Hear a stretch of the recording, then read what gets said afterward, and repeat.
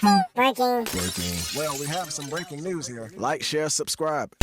Okay, here we go. A very interesting debate right here. Which era is the best in basketball? Which era would win in the game? The 90s, the 2000s, and the 2010s. We'll be considering the best players from each position, and then probably some honorable mention bench players from each era. Which era is the best? I don't know. It depends on what you like, man. What is your criteria, like I always say? And I think it also depends on which era they playing in. Are they playing in the 90s, the hard defense, hand check rule, knocking people down? Or are they playing in this soft light era where you got to let people go by you and you can't cough on or breathe on anyone? I think the 90s, okay, let's start it out like this. The 90s, they got John Stockton at point guard, Michael Jordan at shooting guard, Scottie Pippen at small forward, Karl Malone at power forward, and Hakeem Olajuwon at center. And I will also say they have some honorable mention bench players would be Penny Hardaway. I like him. Gary Payton at point guard. Reggie Miller, Clyde Drexler, Dominique Wilkins. Don't sleep on them too. Of course, Grant Hill started to transcend the small forward position before he got hurt. Then we got Charles Barkley at power forward. Very tough, very, very tough power forward, but he's a little short. And we got David Robinson backing up Hakeem Olajuwon at center. I hope I said Hakeem Olajuwon at center, at starting center. That rounds up the 90s players. I think the 90s is full of course, they have the great Michael Jordan. Of course, they have Scottie Pippen, arguably be the second or third best small forward, probably behind LeBron James. Karl Malone, I think that's a weak link to me. And Hakeem Olajuwon at center is probably arguably the best center of all time. I think John Stockton is also a weak link right there at shooting guard, point guard.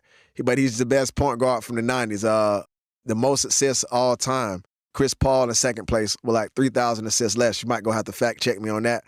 I also got to include that this video right here would be straight opinion. All this is my opinion. None of this will really be stats, so I'm kind of in my feelings on this one. And you just tell me what you think. I want you to smash that subscribe and like button on this. But that pretty much rounds out the 90s. I think they're known for their defense and their toughness. I think they can wear these teams down. I think they can definitely wear the 2000s down. Let me get to the 2000s lineup. The 2000s at point guard would be Allen Iverson, Kobe Bryant at shooting guard, Tracy McGrady at the 3 guard, and Tim Duncan at 4, hands down, and Shaq, hands down, number 5, the best center in that era, in the 2000s era. Some backup bench players could be Jason Kidd, Steve Nash, Dwayne Wade, Vince Carter, Dirk Nowitzki.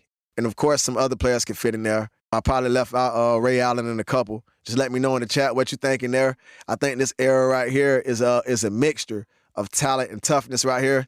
This is probably the era when the hand check started to fade away. But still, they can go pound for pound with the 90s. The reason I say this era might be the best is because they got Kobe Bryant who can match up with Michael Jordan. I don't think the 2010s got that. I think they got Allen Iverson who can match up with anybody except probably Steph Curry. And they got Tracy McGrady, who can match up with anybody, especially on offense. They got Tim Duncan. And I think that whichever team has Shaq, I think that's the deal breaker because Shaq is totally unmatched in NBA history. He can't be guarded. He can't be held, can't be fouled. There's video with Shaq dunking with people on his back, falling off him, dunking with 2 or 3 people on him. The NBA players are just too skinny for a 300-pound Shaq. And I don't think the NBA was ready and still isn't ready. This NBA hasn't caught up to Shaq yet. I mean, it caught up to Michael Jordan. Players came like Jordan, LeBron James. The NBA has never replicated another Shaq yet. I think Shaq needs more respect as the greatest player of all time. But like I said, that's another story for another day. Let's get into the 2010s roster. The 2010s would be Steph Curry at point, James Harden at the 2, LeBron at the 3, KD at the 4, and I got Jokic at 5. Some honorable mention bench players. I know people like where Kyrie at. Kyrie in there, Russell Westbrook, Klay Thompson, Kawhi Leonard, can't forget about him, Giannis Antetokounmpo, and Embiid. And I don't know which era Dwight Howard belongs in. Y'all let me know what y'all think in the chat. Is he 2000s or is he 2010s? I think he did most of his damage in the 2000s. Dwight Howard was a special talent and amazing, one of the best athletes I think the NBA has ever seen. Probably the best. You can argue that. But I think the 2010 era is more known for their shooters and their snipers. That's why I think they can win it all because they got the most three-point shooters. They got Curry, Harden, course, they got Klay Thompson. You know, they got Kawhi Leonard and Kyrie Irving coming off the bench. It's crazy. I don't know, man, which era will win. Like I say, man, I like Michael Jordan, but I don't think his team would stand a chance in this, especially because I don't think his team could beat this 2000s team with Shaq on it, man. I don't think Hakeem Olajuwon can do anything with Shaq. I definitely don't think Jokic can do anything with Shaq. And then you got Kobe and McGrady and all these other people coming behind them. And then you got threes from Jason Kidd. Steve Nash can shoot a little bit, spacing the floor.